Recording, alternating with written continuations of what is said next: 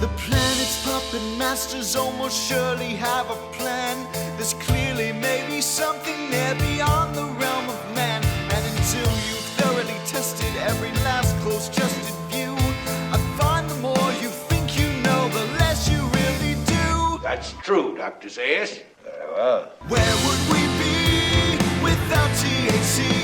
'Cause we know they're lying to us, just don't know to what degree. Yeah, where would we be without THC? The Higher Side Chat Show, Greg Carlwood and Company. Here we go, Higher Side Chatters. Happy New Year. Drinking a little drink, smoking a little smoke. Here's to living the dream in 2016, guys. From sunny San Diego, I'm Greg Carlwood, and I'm pumped for this show. I've said many times, I think it's almost impossible to separate the truth from the power pyramid's manipulations in almost all aspects of life. Our religions have been altered and used as vehicles for war and division. Our sciences have been carefully crafted to leave out powerful forces alternative scientists have stumbled upon. Enlightening entheogens have been quarantined away in the land of the free, where we don't even have control over our own state of consciousness. And that's not even the half of it. We get almost everything we know from authorities that have been vetted by gatekeepers and work to reinforce their established consensus reality. This is a problem, and unraveling these deceptions, that's where we get our kicks on THC. And of course, history is going to be one of these manipulated areas. Sure, we've corrected little things like the heavily circulated lie that Columbus discovered America, but what if the historical deceptions are wilder than most of us ever imagined? That is what today's show is about. And my guest, Silvie Ivanowa, is someone I'm lucky to have found, and hopefully you guys will love. But on her YouTube channel, she has a series called When the Atlantis and Hyperborea Survivors Wake Up. And she details a history that is radically different than our own, and she does a lot to back it up. In this show, we talk about Russian researcher Anatoly Fomenko's work and his book series. You know I like my Russian researchers. But his work also plays a huge role in Sylvie's series. And she really was one of the first to really grasp the work and incorporate it into something for an English audience. I guess they've translated his books now, but even still, in Russian there are 7 and in English there are 4. But Sylvie and Fomenko point out a lot of the same flaws, but come to pretty radically different conclusions. Sometimes it was hard to separate the two because I didn't have a lot to go on when setting this up, but really, as difficult as it can make my job, this is what I like. I've been looking into alternative stuff for a long time, and it's awesome just to hear from someone pulling mostly from non-English sources, just to help us peer behind the language barrier and see what alternative researchers outside of our own bubble are finding. And so much of the evidence is visual, I highly suggest you check out the series, but this THC is a great primer, I think, and even when talking about ayahuasca, which she has quite a bit of experience with, it comes from a different perspective than the other voices I hear talking about it. And even that is interesting to me, so let's just dive into it. One of my new favorite researchers, Silvie Ivanowa. Tell him, Charlie. It's the Higher Side Chats podcast, but you can call it THC. Always talking fringe ideas, digging up conspiracies. Stuff they don't want you to know, it's the stuff we want to see. That's life here on the Higher Side. It's the place for me, it's my favorite show, where the guests are great and my mind gets blown. The Higher Side, love the Higher Side. Raise your glass and toast to Carlwood, the host, on the Higher Side Chat Show.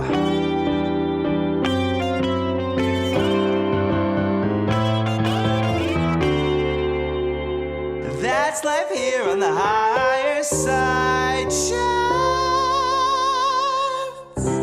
All right, people, we've long entertained the idea that much of what we know is probably heavily manipulated by the shadowy elite, from science and history to current events and the environment itself. And many of us gather here because we feel something is off. We hear whispers of an ancient world far different than ours today, and we see many sights and artifacts that just don't fit with the mainstream story that's shoveled into our heads through the school system, handed down from on high, and upheld under the threat of incarceration with a smile.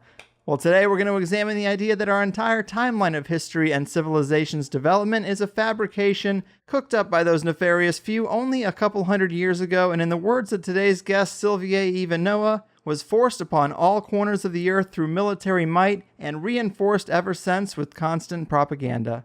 So a lot of this information is coming out of a conspiratorial section of research people are calling the New Chronology Movement, where guys like Russian researcher Anatoly Fomenko have been outlining these errors, and in his case trying to correct large chunks of the narrative that seem out of place in his huge 4-book series, History, Fiction, or Science, which for the longest time wasn't even available to an English-speaking audience. Well, lucky for us, Sylvie had been one of the first to do something about that and included much of Fomenko's work in the videos found on her YouTube channel, New Earth, and a more impressive series on the topic, I gotta say, I have not seen. She really is one of a kind and is uniquely qualified to speak on the topic. She spent a lot of time with indigenous cultures who have relayed to her their remnants of the true history. She's heavily researched the academics, PhDs, and scholars who also realize something is wrong with the official narrative. And she's gained even deeper insight from her over 200 tangos with ayahuasca. It's truly an honor and a pleasure. Sylvie, welcome to THC. It's a pleasure to be on your show. Thank you. Oh, no problem. Thank you. There are very few guests I could have on to even talk about this stuff, so I feel very lucky to have you because I find this so interesting, and anytime we're talking about a manipulation that reworks things we've taken as a given or maybe hadn't considered to this extreme, it can be hard to wrap our heads around. So what should we say about this New Chronology Movement to start off? What exactly is being suggested here? It is being suggested that the entire historical paradigm that is being taught in schools needs a very serious revision. Probably the history as we know it is correct for more or less the last 200 years. And before that, it's heavily edited. And the more we dive into antiquity, the further we go into the bygone ages, the more manipulated it gets. Mm-hmm. How do we know this? Well, it seems like a big can of worms. What led people to come to this conclusion that something was off with the timeline? Well, actually, Anatoly Fomenko, he discovered it absolutely by chance. He's an academic, but mathematician. He was not in the field of history at all. And he was researching a physics topic, why the moon was behaving very oddly in the past. He decided that is strange. He could not believe that a few hundred years ago, the moon was rotating in a completely different manner. And while researching why that could be so, he discovered that it wasn't the case. The moon was always rotating in the same fashion, but physics were taking for granted that certain data for the lunar eclipses must be correct because they come from old Chinese books. So he discovered that the books were interpreted in a wrong fashion, and then he noticed that this suggests that the entire timeline should be different. If that's different, that means that the historic events that are also placed in time according to similar assumption must be wrong as well. And when he started researching the matter in more detail, he was surprised for himself. He could not believe the results in the beginning himself. And then he went more and more into history and embarked on this huge project of compiling a new timeline. And in the beginning, as he says himself, he could not believe it himself, how different was the reality from what we are told in school. But my series about the survivors of Hyperborea and Atlantis is only partially based on his work. There are some major differences. And to start with, he doesn't even mention Hyperborea and Atlantis. He says everything started 1,000 years ago, with which this is one of the very few points where I don't agree with him. But I still believe that he's the most reliable source of what we call ancient history and medieval history and recent history. But as far as history of the extreme antiquity, he does not touch this point at all. Okay. Yeah, I thought that was really interesting too. But it is important to note this thing with the moon eclipses. I think that's really compelling because apparently when you look back at the historical record of the recording of the eclipses, this guy, Robert Newton, said the moon was behaving very strange in the past. And that's because he didn't think to change the calendar. He just assumed, oh, well, the calendar's right, and these moon eclipses are way off, so that must mean the moon was behaving differently. But instead, what Fomenko did is actually say, well, no, the calendar is man-made, so let's look at the calendar and try to straighten that out in accordance with the information about the eclipse, and that's where a lot of this manipulation comes from. I think that's a fascinating thing because it gives some evidence to why this could be true. Well, this was just the starting point. Later on, he found even more evidences, and he compiled many volumes with such evidences. He and his colleague Nosowski, they also did travel to various places and found lots of confirmations for what they couldn't even believe themselves in the beginning. So talk to us about a little bit of the evidence. It seems like a lot of the original documents that are supposed to support a lot of old history, it seems like they might be fabricated. Yes, partially or completely. And it mainly happened during the time of the Reformation. Certain monks were given a task to correct the old books.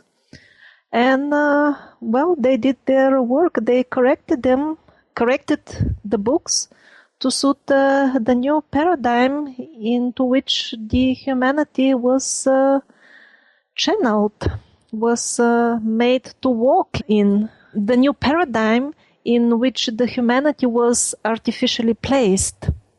Right, the Reformation, and I guess we know about this period in history, but it itself is manipulated, right? I mean, the suggestion for this new chronology is that it was a lot more bloody and a lot more aggressive with spreading this new narrative, right? I mean, that's the idea. Yes, the Reformation nowadays is, if you ask a person on the street, he will tell you it's some sort of a religious movement. They didn't want church bells, organs singing, and things like that. They wanted to translate the Bible into more understandable language, but in reality it was an extremely bloody war.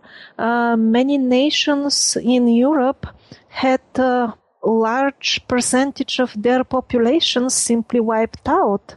And apparently it was extremely turbulent. Even till date, the mainstream historians cannot even provide sensible reasons why people were killing each other. But yet they're assuring us that it was like that with such a confidence as if they saw it with their own eyes. Yeah, and I was also surprised to learn about a long history of intelligent scholars who have noticed these flaws. I mean, even Isaac Newton had doubts, right? Yes, he was still closer to the time when the true history was more or less known. He had access to much more genuine documents than we do because the cleanup of the genuine old books was an ongoing task through the centuries. Now, most of them are gone missing, but at Newton's time, this was not the case. Still now and then you could get hold of real old books. Yes. Yeah, they've done a better job over time, gotten more refined at locking down that old information and making sure there's no holes in the story.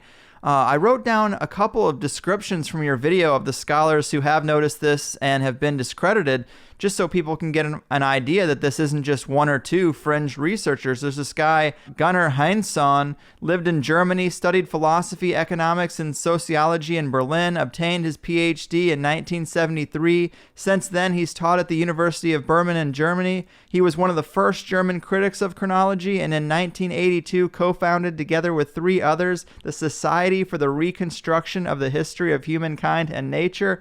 his first book, The Sumerians Never Existed, is based on clear historical and, above all, stratigraphical facts that shows the history of Mesopotamia and Egypt is 2,000 years too long, the mistakes being due to dates in the Bible. I mean, that's impressive. A lot of people are hearing this kind of thing for the first time and never really considered that there could be this big of a manipulation and it could be this recent in our history. But outside of the English-speaking world and the American bubble, there's a lot of people that seem to be challenging this.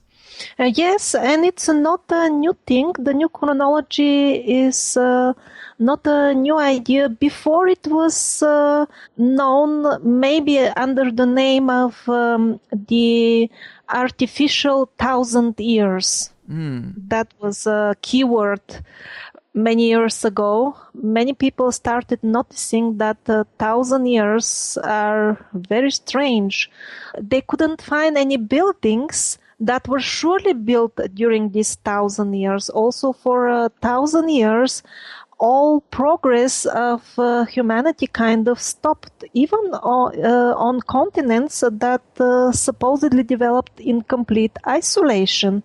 Even in the fabricated American history, there are dodgy 1,000 years.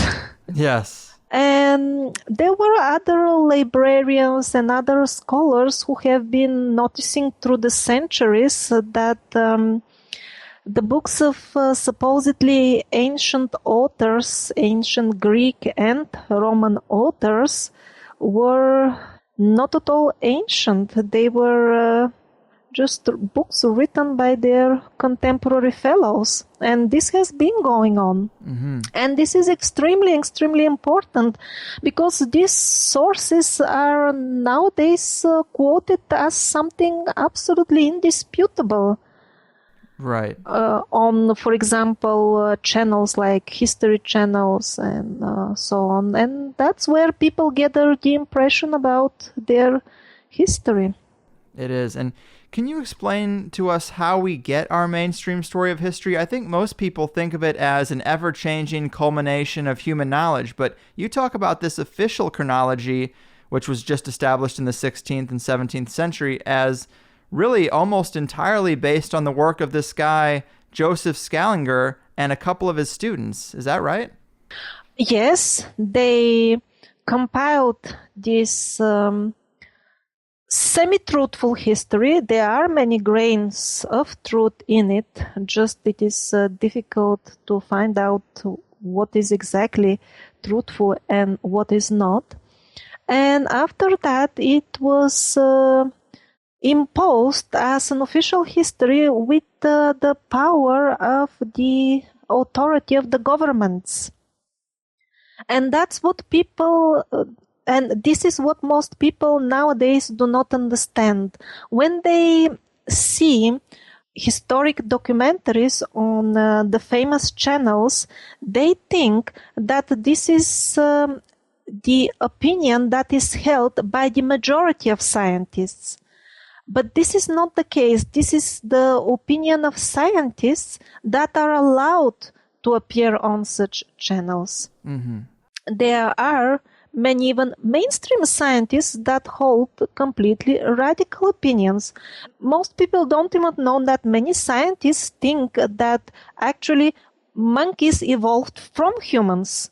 Whoa. People rarely hear about that. Well, I'm not saying I support this theory, but there are scientists who have serious reasons to suggest such a hypothesis, and it exists. But people don't hear about it. Yeah. And so what's the justification for this? I guess at the time, this fake history was created to justify the ruling families that were taking over Europe at the time? Well, maybe that's from the point of view of the ruling families. Maybe that's how they saw it. But if we have to see it from a higher perspective, who organized all this and who made this master plan and implemented it, holding authority over all these royal families who did the hard work on the ground, so to say, These are different entities that I call parasites in my, I had to coin a new term. Right. And I think they're of, how to say, an origin that is not indigenous to our planet. Right, yeah. It sounds a little bit like the archons of Gnosticism. There seems to be a lot of parallels there. Yes, to some extent. Okay, so in the series, you do call these perpetrators the parasites, and you start the story with the ancient advanced civilization of Atlantis saying these parasites came and destroyed the culture from within, leading to the survivors of Atlantis going out to the indigenous cultures and teaching them knowledge and trying to rebuild. What can you tell us about these parasites? Who are they, and do you know where they come from?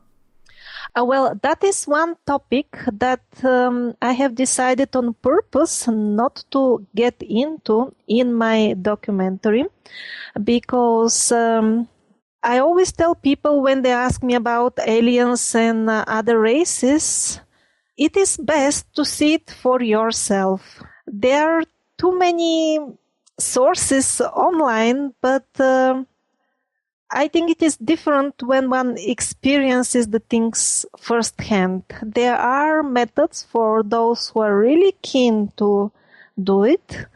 My path was ayahuasca. Others may take a different path, but I'm not gonna give out details. I think everybody should discover for himself or herself. Okay, yeah. Ayahuasca I'm fairly familiar with. I haven't got a chance to do it myself, but I have smoked DMT. I know ayahuasca is far different, but can you tell us a little bit about how it ties into this, how it might have helped to flesh out this story for you? Well, ayahuasca, first of all, gave me the clarity of mind that is required for this research that I have embarked on recently. It happened this year that I started doing it on such a scale. And I'm not doing it alone. I'm mostly compiling the work of many other researchers. Now I'll try to organize something of my own, again with the help of the viewers of my YouTube channel. But that requires clarity of mind, and I'm completely different person after I spent this 1 or 2, whatever, 1.5 year or two in the jungle. I'm thinking in a completely, how to say, my software was upgraded so much because I drank almost every day for a long period, and then I stopped drinking. And the difference was just indescribable. First of all, clarity of mind. And second of all, I don't have an official degree in history. And this is very good in my case, because I think the most important qualification now is to be able to rise above all the preloaded information that one gets from school and education. The less one knows about it, the better. Because even we all do it, all alternative history researchers, we take so many things for granted. For example, if you open YouTube, you will find thousands of videos telling you see Sacsayhuaman and all these amazing megaliths in Peru. They have nothing to do with the Incas, because the Incas were primitive. They couldn't do all this. And the conclusion they reach is, okay, there was a civilization, we don't know anything about it, now it has disappeared, and that's where the story ends. But I question even more. I say, but do we really know how were the Incas, and how do we know that? Actually, they believe, those mainstream scholars that they have just seen lying to them, that there was no ancient civilization, although it's obvious that there was an advanced civilization, so many megaliths and other amazing artifacts. So, first of all, these researchers plainly say the official history is no good, but then they believe it in terms of the stories that it tells them about the Incas. But if we continue pursuing this example, the full history of the kingdom of the Incas is extremely strange. They were always at war on all fronts. Nowadays, we're supposedly more advanced. A nation nowadays wouldn't be able to finance and support so much war on so many fronts with such numbers of population. They were not many, according to this very same mainstream history. So they were all the time at war. They were building at an amazing rate that we cannot replicate with our so-called advanced technology. The full thing is basically a joke. So what I'm saying, it's time to question even more. I don't say the Incas built all these megaliths. I'm saying we don't know at all. There is a chance that the Incas were in connection with the people who built the older megaliths. Yes, we can see that they are older because often on their ruins the Incas built their stuff on top in their typical Inca style. But there are some sites where the level of technology is kind of in between the level of the Incas and the good old megaliths. So I'm pursuing that line of thinking that it is possible that the Incas were in touch with the builders of the old megaliths. Right, and that is an important point that a lot of alternative researchers make this case that we apparently were more smart than we are now, and we've devolved ever since then. And the evidence does support that, because with these megalithic sites, the older layers underneath the structures, they seem more detailed and advanced, and the newer layers seem more primitive. And that backs up that idea that we've been slowly going downhill, maybe ever since this point that manipulation took place. Oh, I think it started much earlier. This manipulation that I'm talking about in the Survivor series is during the last few thousand years. I think it started much earlier, during the time of Atlantis. And both parasites and some good people from Atlantis, they both survived that terrible destruction of the island. So the two parties were there since that time, but in the beginning, the survivors, they knew their history, and this active erasing of history started only in the recent century when people became dumb enough to buy it.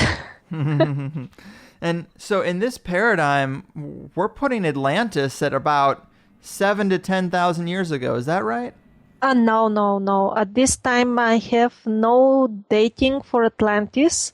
I'm working hard on it. I want to achieve some really scientific results with combined data from remote viewing, past life regressions, and reliable old texts. But for now, no, I wouldn't place Atlantis 7,000 years ago, maybe 20 or 30. But I think 7 is probably you're getting the date of 7,000 years ago. That still is the starting point of some very old calendars, and that was some important battle that the survivors had with, I don't know even whom, somewhere probably in the area of nowadays China. I'm not saying the Chinese people lived there at that time. God knows what race lived there. But that was some important battle somewhere in their saga of being chased by their enemies for many thousands of years. Gotcha. Okay. And that is another interesting point. In the videos, you talk about Caucasians living in Japan, it seems before the Japanese, and there's some strange things going on there. You talk about waves of survivors coming through. How does this work with the races and these waves and some of this kind of stuff, that Caucasians seem to be older, or even that indigenous tribes and peoples seem to have memories or oral traditions of meeting Caucasians earlier than they're supposed to? Yes, that seems to be a very common pattern all around the world. We see it in Japan, There are some Caucasian mummies in Australia, of course, so many in Peru. Some, in Africa, at least they have the legends.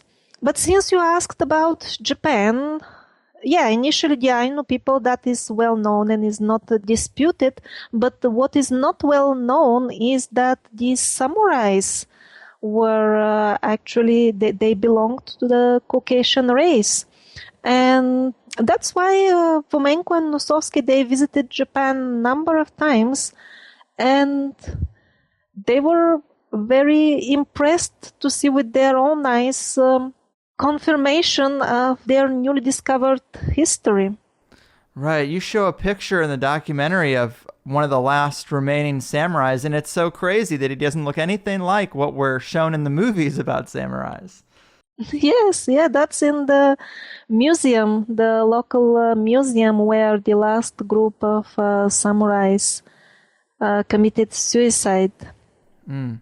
So, can you explain a little bit to us about the waves of survivors coming? Well, I don't know much about it, but a team of anthropologists, absolutely mainstream anthropologists, they did a very hard work, and they noticed that all world cultures, they had kind of 7 waves of art passing through them, or how to say it with better words. There were 7 waves that started somewhere from Europe or Asia and engulfed the world, and that is why we see matching designs in Asia and America, for example. The designs are definitely connected, but officially these cultures developed in a complete isolation. So this group of anthropologists, they reached to these conclusions that these waves exist, but at the end they had to say, but we have no clue how it happened, because these cultures had nothing to do either geographically or in terms of time. They were continents apart and they were thousands of years apart. So it looks like that, but it shouldn't be like that. And that's the dead end they reached. But now from the point of view of the survivors, this has a lot of value. It is the only research that we have for now. I don't know how correct it is, but it is the only one we have so far. Because you asked me specifically about the waves. Well, there are supposed to be 7 of them. And when, how, exactly details, I hope I can discover one day. I don't know more about that yet. Sure, yeah. I mean, this is a huge undertaking to kind of try to piece all this together in spite of the elite trying very hard to cover it up. You also have talked about talking to indigenous tribes. Is there any kind of insight you've gotten from them firsthand about their oral traditions or stories that don't fit in with the official narrative? To be honest, I have done a lot of travel. I was lucky. I spent most of my adult life traveling. I'm only now resting since 2 years, finally. I never had that opportunity before. But when I did my travel, I did not record legends or anything like this. I was not actively doing historic research. I gathered other type of wisdom from them. Mostly I saw how they relate to the world a bit differently, and that enriched me in many ways. But I have to be honest, I have not recorded any legends as such.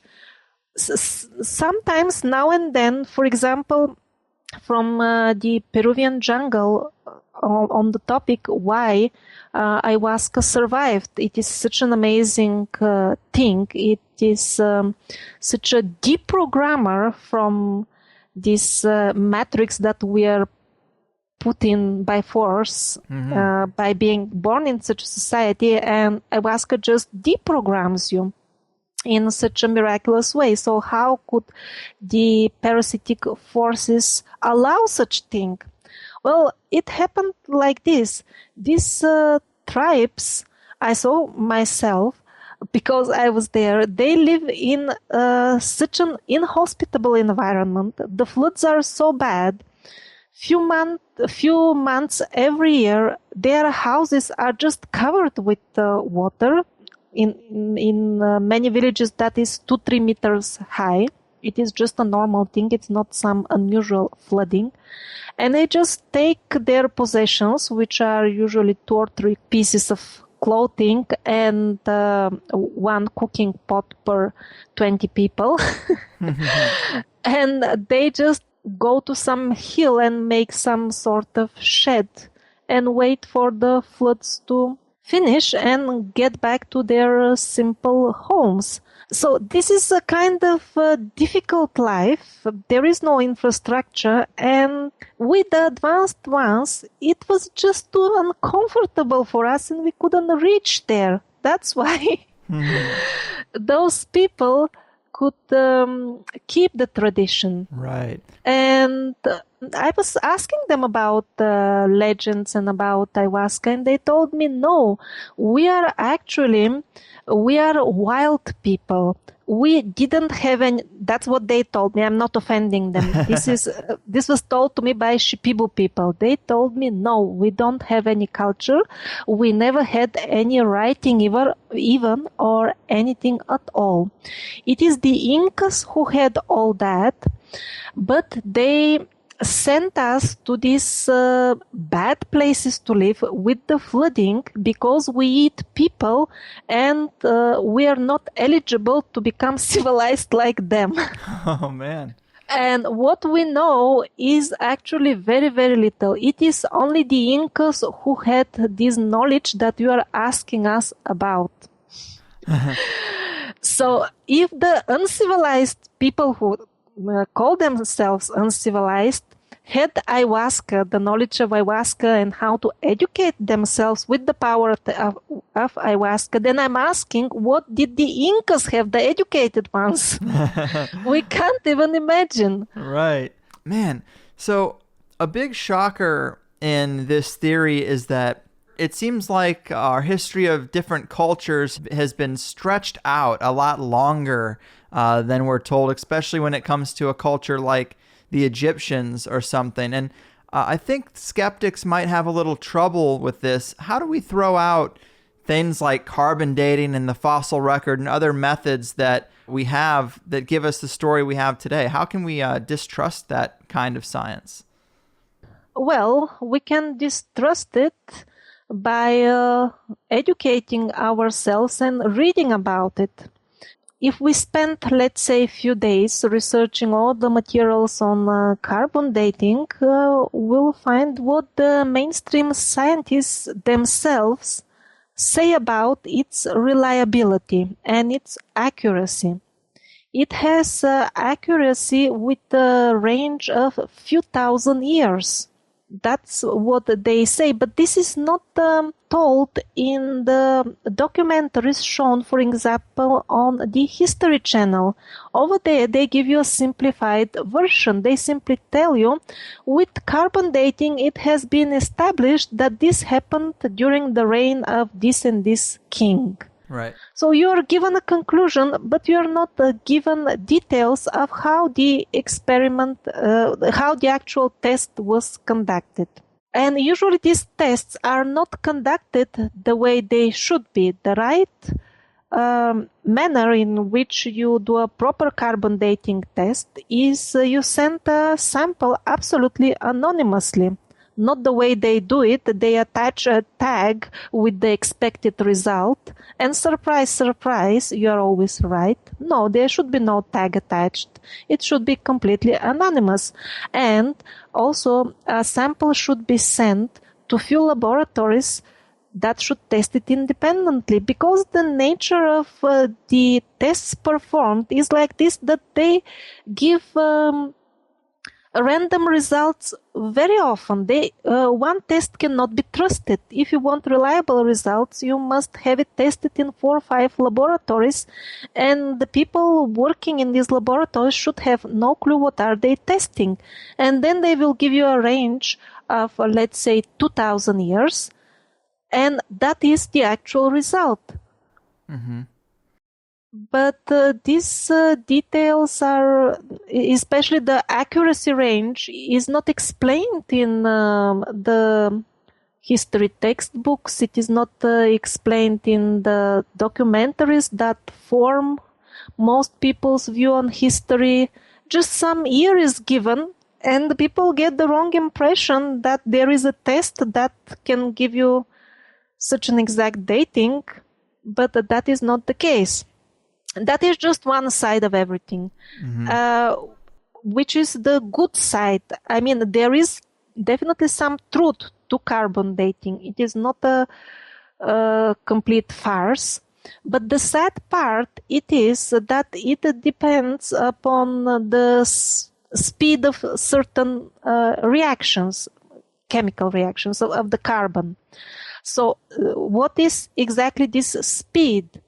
The speed with which the carbon changes over time. Well, this is unknown, actually.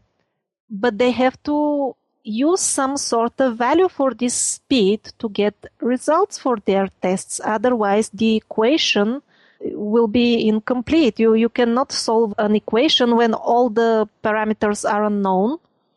So how to make it known? They take historic events, the date of which is known for sure, and then they calculate from the test results connected with these events, like the eruption of Vesuvius.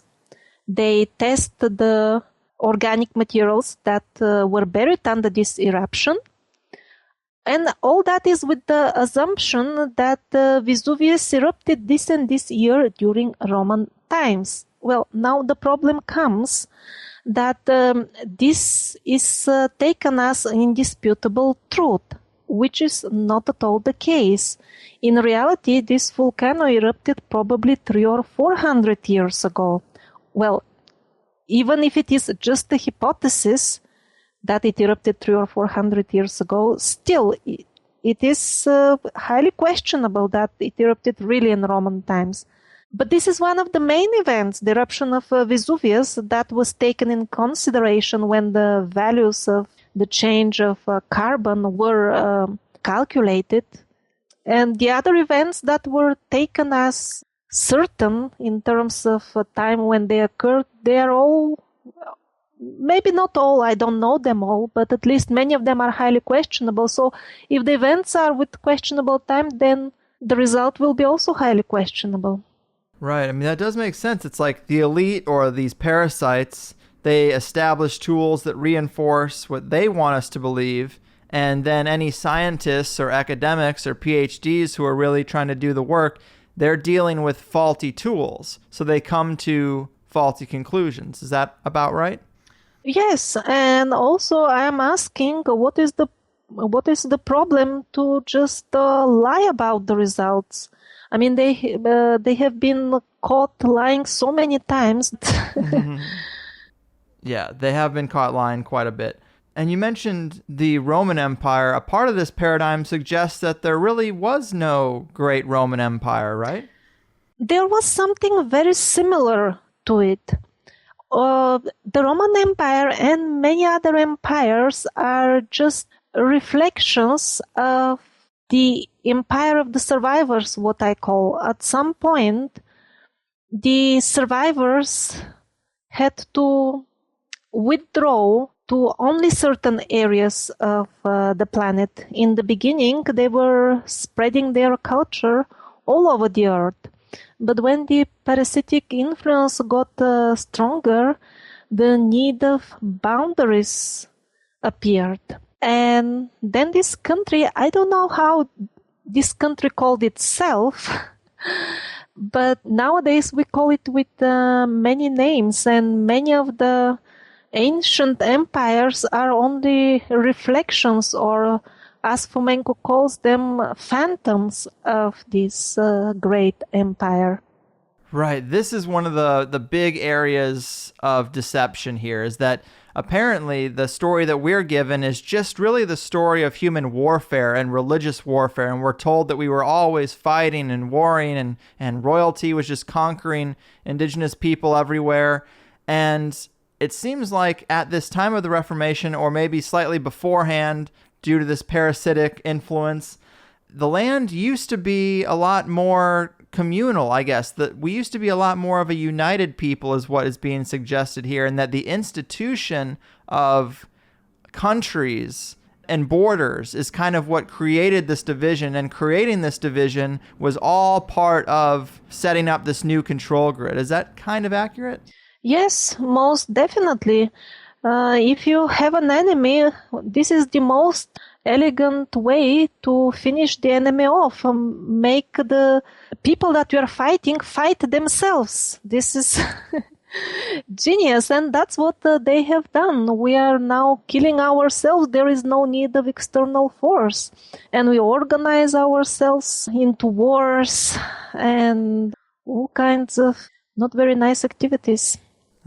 What kind of evidence is there to suggest that we were a more united, more peaceful species before this parasite got in and really did a number on us and really worked to divide us only a couple hundred years ago?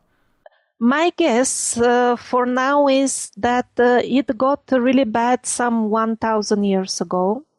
Before that, I believe it was... the land was common, more communal, as you say. I don't think it's only the last few hundred years. Probably the worst started 1,000 years ago. Okay. I can't prove it for now, but this is the general feeling I'm getting. Only now I'm starting to research the older times. Till now, this first season of The Survivors, I don't know if I will make a second one, was concentrated on the recent history.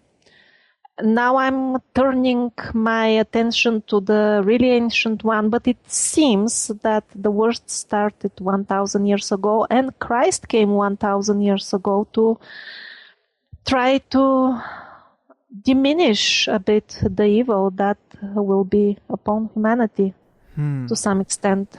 Yeah, to quote another one of these doubters of the official story that you have in one of your videos, this guy, his name was Edwin Johnson. He died in 1901, but he was a professor of classic literature in New College in South Hampstead, England. He ended up writing a book stating that the Christian church was created in the monasteries of France around 1500.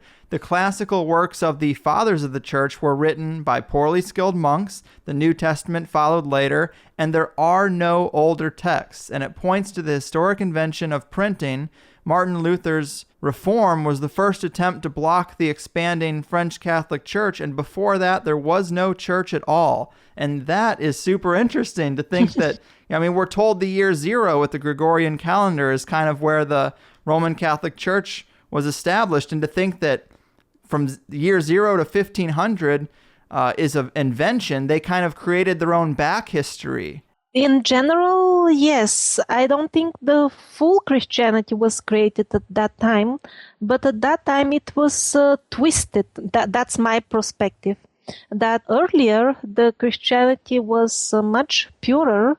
It was based more truly on the teachings of the actual Christ, and around the time you mentioned, they corrupted the books, mixed them with things that are profoundly not Christian, like encouraging violence and other things in the name of God.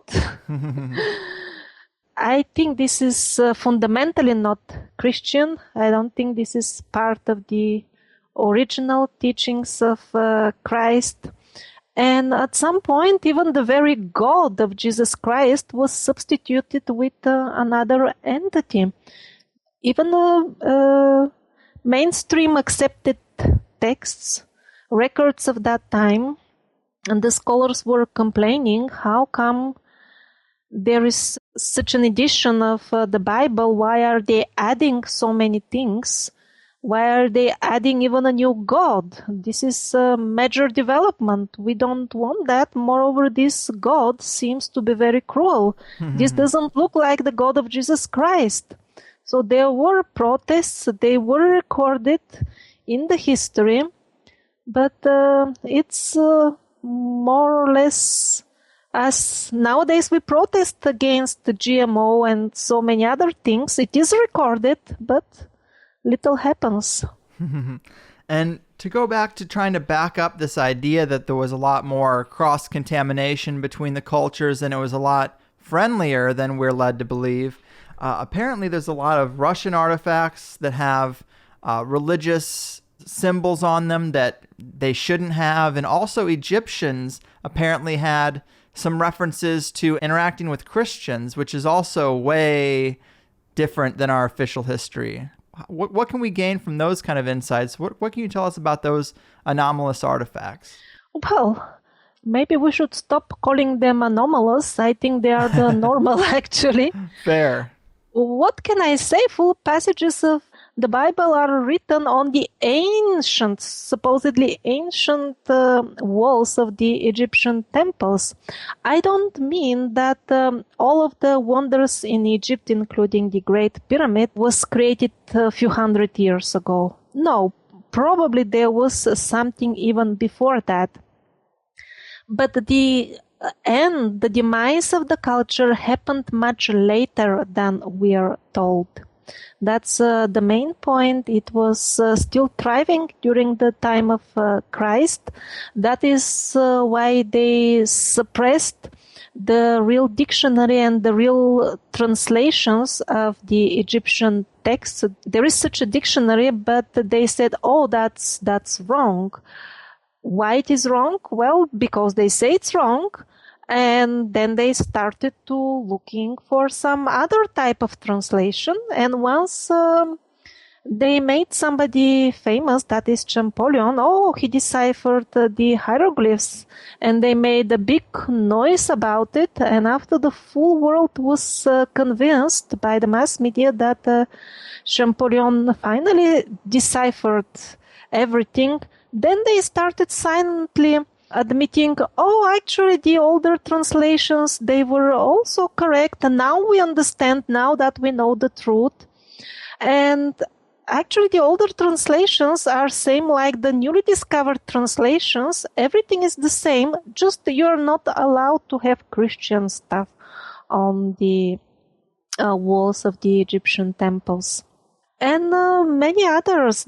There is in this episode about the fabricated history of religion, the supposedly Christian Russian kings, they wear quotes from the Quran on their forehead, inscriptions. And at the same time, Islamic and Muslim kings, they mint coins depicting themselves with Christian crosses and other Christian symbols. So I think this shows that things were radically different than we are told they were. Yeah, and when you talk about Egyptian culture having artifacts where they interact with these Christian groups, another part I thought was really interesting was because it's a very shocking idea that the Egyptian culture is much more recent than thought. But you show a book in the documentary where it is basically the translation, it is the alphabet, and people used to go in through Egypt and do the translations themselves. They'd have the little translator book with them, just like any other culture. If you were to go to Japan before the internet, you'd have a book for translation, and people used to kind of do this themselves, and then that was all stripped away, and Egypt was thrust into the past. But apparently, according to some people who are in this new chronology movement, it was Napoleon who really did the wiping out of the Egyptians. Is that true? Mm-hmm. Together with Champollion. Yeah, they were players in the same team. Yes. So to get the timeline right, would we say that Napoleon going to Egypt and destroying that culture was kind of in line with Columbus coming to America and destroying the culture here? Yes, this was the wave of destruction. We usually call it colonialism. I'm not sure how much the people who were executing the plan on the ground were aware of what they're doing. Probably they had a completely different understanding. Maybe some of them considered it patriotic or religious or whatever explanation they had in their minds, but the overall master plan was to eradicate as much as possible from the artifacts and the historic sites that show connection with the survivors of Hyperborea and Atlantis. Man, it is so interesting, and it's weird because it's a common thing for alternative researchers who are looking at sites like Göbekli Tepe in ancient Egypt. They look at these sites and they push them back further in history. They admit there's a manipulation, but they push these things back way further than the official record of humanity. But it seems like some of these cultures, we should really be moving them up a little bit. I don't know about Göbekli Tepe. I think we should not trust any dating at all for now, because even this 10,000-12,000 years, that is also mainstream dating. It has no meaning for me at all. I see two distinctly different periods, an older one with the bigger megaliths, and then those walls that connect the older megaliths, they resemble remarkably the Inca work, and they're so much more primitive than the bigger stones. So I think any dating that we don't even know how many periods, during how many eras or civilization was it used. I wouldn't be surprised if the bigger T-shaped megaliths are thousands of years old, and then the rough stonework is hundreds of years old. Okay, and then like maybe there's a similar parallel with the Egyptians where who knows when it started, it could go back a long, long, long time. But what we're disputing here is the fact that it actually lasted a lot longer than we're told it did, right? Everything is possible. I don't really try to even date the beginning of ancient Egypt. I can only say at this point that the end was much closer. When was the pyramid built? I have no clue. So the Mamelukes, the last keepers of the Egyptian knowledge, this is a topic that really deserves much more attention than it gets. I think this is one of the most interesting episodes of The Survivors. Mm-hmm. Elaborate on that a little bit for us, if you could. Well, Mamelukes, many of them were actually blonde people coming from the north, and they were still the ruling class in Egypt a few hundred years ago, actually. They were respected by the local population, and I think they were connected with the mummies, the Caucasian mummies of pharaohs and other unidentified Caucasian mummies that have been found in Egypt, the red-haired, quite tall people. So probably the Mamelukes were their last descendants.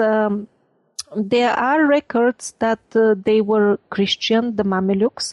Usually people just hear their names and they automatically assume that they were Muslim. They were Muslim towards the end, but they kept their Christian roots for quite a long time. I think the Coptic Christians kept them much longer, but the Mamelukes were probably the descendants of those blonde, tall people whose mummies were found in Egypt. That's why they were tolerated as ruling class, although they were a minority. Obviously, the people must have respected them for some reason. It is an unusual situation that the majority of one country will support ruling class that belongs to a different race. Usually there is a good reason for that. And usually the rulers treat their subjects very well to even remain alive in this situation, few hundred people ruling a few million. And I think the way they're portrayed nowadays as some sort of evil tyrants is absolutely wrong. They were caring. They cared for their subjects, and that's why Egypt did so well before the colonial forces came in. Man, so for critics who might think this is too wild of an idea, that the Reformation could have really been this effective and it's maybe too big of a cover-up with too many people involved, what can we say to those skeptics to kind of help the case that it is reasonable to believe that the European expansion could really have done all this so effectively? The only cure for such doubts is to get a hold of volumes of Fomenko's work. Many of them are available in English, and they have perfect annotations. Every quotation, the source is given. All these quotes about the Mamelukes, that they were blonde, that they didn't even speak the local language. This is supported by a number of quotes from books that are considered authentic even by mainstream historians. So I think this is the only cure for such skeptics, reading the books of Fomenko. This is just an interview. I cannot provide all quotes and all sources. This is just to give you an idea. And those who want to see the actual material on which these claims are based, the places, the 7 volumes of the New Chronology. Right. There is no lack of evidence. I mean, like you said, the New Chronology of Fomenko is 7 volumes. Your documentary series is, I think, 40. It's not like there's no information to go through. There's a ton of evidence, it seems. And I guess if people are wondering, why move these cultures around through history, I guess the reason would be to wipe out the idea of the survivors and to separate these cultures by time so that people don't get the idea that they were actually a peaceful, united planet of civilizations. Yes, and if people actually become aware how recently we lost our freedom, they will be shocked. And that's the main thing. Now we think that we have been always some sort of feudal slaves for thousands of years. This is not the case. The freedom was lost in recent times. Right on. Man, so I know we're wrapping up here. As far as the New Chronology movement's concerned, how can English-speaking people follow up on this? Of course, there is your series, but is there any further research or any other names you could recommend to people who want to dig in deeper but don't speak Russian? Well, they're publishing, I don't know where they have reached, but they even started publishing the main 7 volumes for free on their website in a PDF format. Oh, that's very awesome. I was curious about even trying to get Fomenko on the show, but does he speak English, do you know? He does speak some English. Well, I've been thinking about asking him for an interview.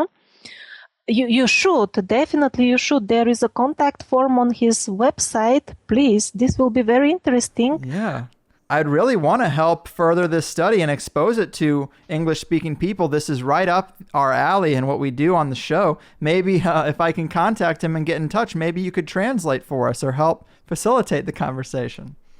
I will definitely do my best, although I'm a neither native Russian speaker nor an English native speaker, but I'll do my best. What other languages do you speak? What's your native language? I speak, well, now I learned a bit Spanish as well after the jungle, some German, Hindi. I used to know fluent Hindi.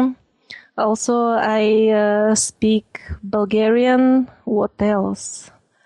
Well, 6 of them now I have here. Wow. Well, Wow. Well, yeah. we're going to have to stay in touch. I'm sure this episode will be well received, and hopefully you can help bridge that gap and expose us to some interesting information in other languages and possibly facilitate a conversation. I think that would be great, but really amazing work you do. It is shocking, but you point out so many artifacts that support this case. Very incredible. If people have questions or things they can't work out after watching your series, is there a way they can perhaps contact you, or do you want to avoid that? Yes, most definitely. I'm making a website, megaliths.org now. It will be a huge database of all the amazing ancient sites, because there is no way to find them, all of them together. For example, there will be section for all the pyramids in the world with interactive map and many other things, and how people can get involved in this research, and of course my contact details. Very awesome. Well, I hope this draws new attention to your work, and maybe some people will have their paradigm completely changed by this. There's so much we didn't get to touch on. I'd love if we could do it again sometime, but until then, very cool. Take care of yourself and keep doing the good work. Well, thank you very much for having me on tonight, and I wish to all your viewers enlightenment. Wow, guys, I hope you dug that. And I liked hearing from a new voice, too. I know we barely scratched the surface trying to talk about material from a 40-part series and then some, but for me, I just really enjoy pointing out that there have been more critics of these things we take for granted than anybody should be comfortable with. And I asked Sylvie about a lot of things she probably can't know, and she was totally willing to admit that, which I think is a great thing for her journalistic integrity. But you guys know, as we point out the flaws and identify the holes, we usually become more open-minded to the possibilities the truth could entail. And with something like this, it hinges on a few things. Of course, I think a lot of us are open to the rough idea that there was an ancient, advanced culture, Atlantis and Hyperborea perhaps, and maybe the seeders of knowledge we've heard about were Caucasian-looking people from these civilizations. Maybe they were escaping the destruction of their own culture from these parasites, or maybe natural disasters as well. And maybe they spread out and integrated into less civilized cultures to pass on their knowledge and rebuild their world. A struggle they've been having ever since. Maybe this was a back and forth that was finally laid to rest with the Reformation and the European expansion and the Inquisition and colonialism and the Spanish conquest. Is it possible? Could these have all been aspects of one campaign? Could it be that something more epic and not so distant was hidden away over that period of time? Could the genie have been put back in the bottle just a few hundred years ago? Is a campaign of this magnitude feasible? I think it is. I think it could have been done, and maybe cultures we think just died out or disappeared were slaughtered and then moved further into the past.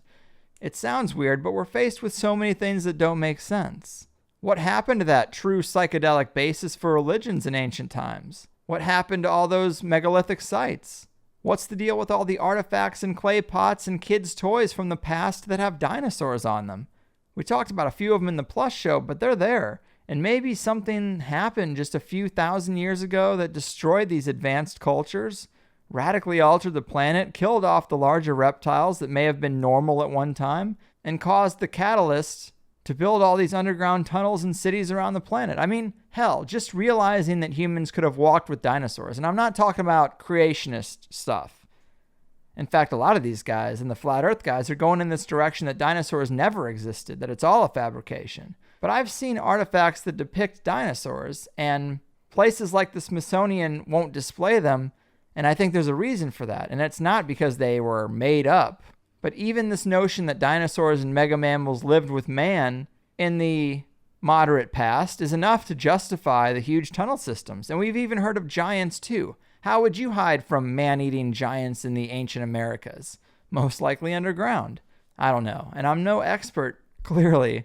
But when Sylvie was talking about the Arctic regions and the Sahara Desert in the Plus show, it really struck a chord with me. I'm becoming more open to a radically recent cataclysm, and with that, it's easier to understand how a parasitic elite could dominate humanity into such a position of servitude and ignorance as we're in today. Maybe this manipulation hasn't lasted throughout humanity's timeline, but humanity's timeline has been altered to reflect that it has, and with it, the psychological acceptance that this is how it's always been, and probably always will be, is just the icing on the cake.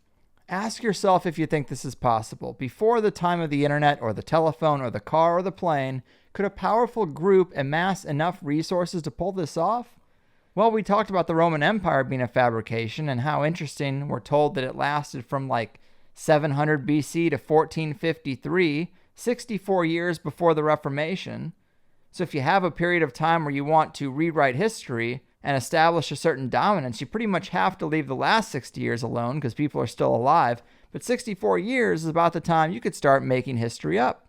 But in the meantime, 1478, we have the Spanish Inquisition.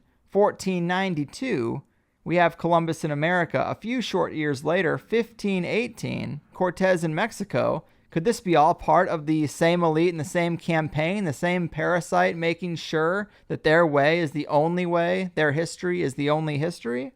I think it's possible. I mean, just 200 years from then, we have World War I, which really was just a conflict between ruling elite who were in the same family. They were cousins. So how did that happen? How was that established? Honestly, guys, I'm just a stoner out of my depth here. I'm not a historian. And I'd like to talk to a historian open-minded enough to consider these ideas, but usually when someone studies something for a long time, they put more and more stock in it, except those radical few who are then marginalized by the system. Either way, I think it's amazing stuff. A global coup of humanity meant to wipe out knowledge of our peaceful past, the enlightened leaders of Atlantis, and the knowledge of this parasitic invasion that still rules us from the shadows. I mean, that speaks to my core. Of course, it parallels with other ideas that are well known to conspiracy enthusiasts, but with a sour, fruity twist. Of course, we get into so much more in the second hour: the origins of humanity, money as a control tool, secret societies, the underground cities and tunnels, ancient maps, the hollow earth, the recent winterization of the polar regions, the idea that the Sahara Desert might not be as natural as we think. These kind of geographical oddities, to me, are the most fascinating. We also talked about dinosaurs and mammoths, the power of manifestation, prophetic dreams, and a good chunk about ayahuasca. All good stuff. And you know this. You've been listening to this show long enough to know it's a good one and that I'm fairly consistent, so just sign up already. What better time than the beginning of a new year? Go ahead and treat yourself. You know, I will say Sylvie's work is something I was looking into, and I even brought up Fomenko's work with Crow the last time we talked to him, but on the Plus forums, she was suggested a couple of times, and I really have to give a shout out to one of the Plus people, specifically Old Chuck Fort, for helping me out with this one. Clearly he was familiar with her work, and I asked for his input, and he really did help me flesh out some of the things I was going to ask her. Much appreciated, man. Let me know if you want your dollar back for this one. I'll be happy to oblige. It's also been a couple of weeks since I've heard from the app developer, but it is coming. I did not forget about it. But either way, I'm going to keep doing what I do. Hopefully this show will open up some avenues of a similar nature that we can get deeper into. Be sure to reach out to Sylvie. Let her know she didn't waste her time here. New Earth is her YouTube channel. Megaliths.org is her website. And that's going to be it for me today. Your move, architects of the great history heist. Your fucking move. Sweet dreams to the elite. We're calling them out on THC, uncovering secrets and conspiracies. Everybody's looking for something. Some of them want to use you. Some of them want to get used by you. Some of them want to abuse you.